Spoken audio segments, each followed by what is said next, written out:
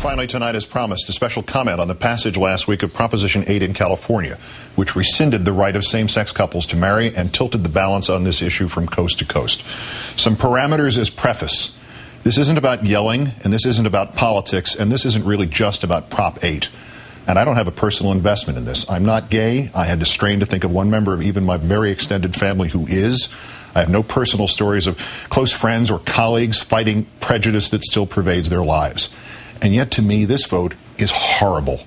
Horrible. Because this isn't about yelling, and this isn't about politics. This is about the human heart. And if that sounds corny, so be it.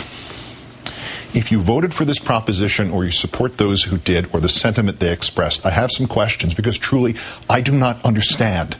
Why does this matter to you? What is it to you? In a time of impermanence and fly-by-night relationships, these people over here want the same chance at permanence and happiness that is your option. They don't want to deny you yours. They don't want to take anything away from you. They want what you want, a chance to be a little less alone in the world. Only now you are saying to them, no, you can't have it on these terms. Maybe something similar if they behave, if they don't cause too much trouble. You'll even give them all the same legal rights, even as you are taking away the legal right which they already had. A world around them still anchored in love and marriage, and you're saying, no, you can't marry. What if somebody passed a law that said you couldn't marry?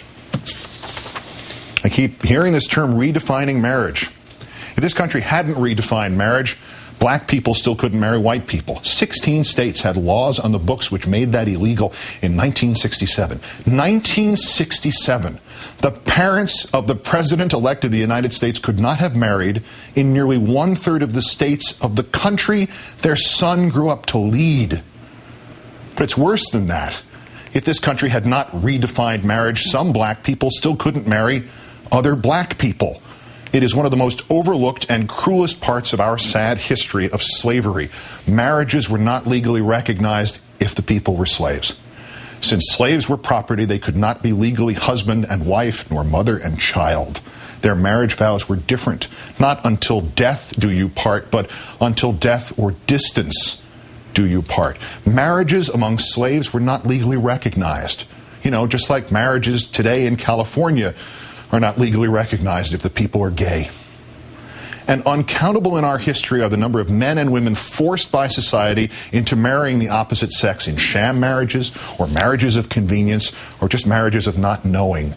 Centuries of men and women who have lived their lives in shame and unhappiness, and who have, through a lie to themselves or others, broken countless other lives of spouses and children, all because we said a man could not marry another man, or a woman could not marry another woman.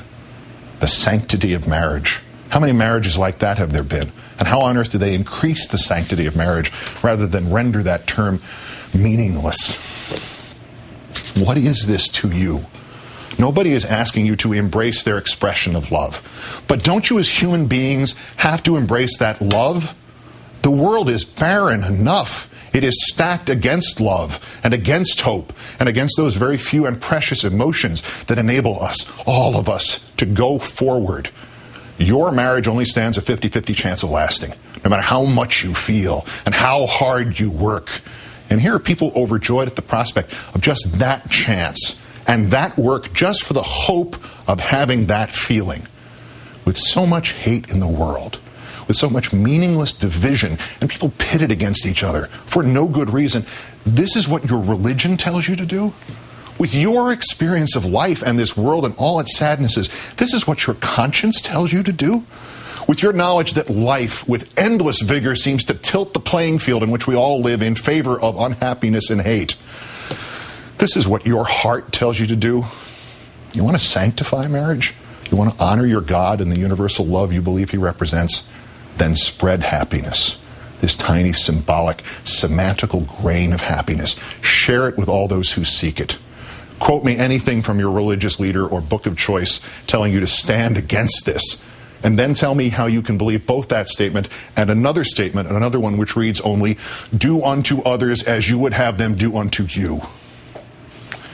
You are asked now by your country, perhaps by your Creator, to stand on one side or another. You are asked now to stand not on a question of politics, not a question of religion, not on a question of gay or straight. You are asked now to stand on a question of love.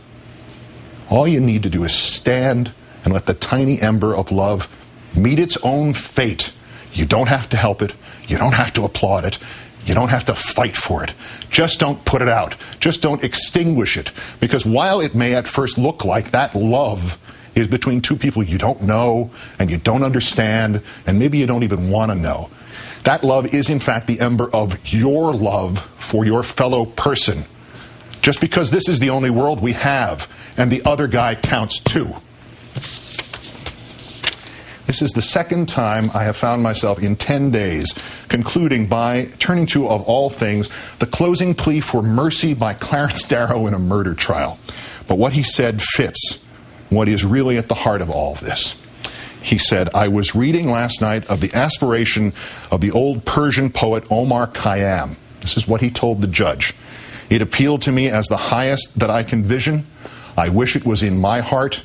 I wish it was in the hearts of all. So I be written in the book of love. I do not care about that book above. Erase my name or write it as you will. So I be written in the book of love.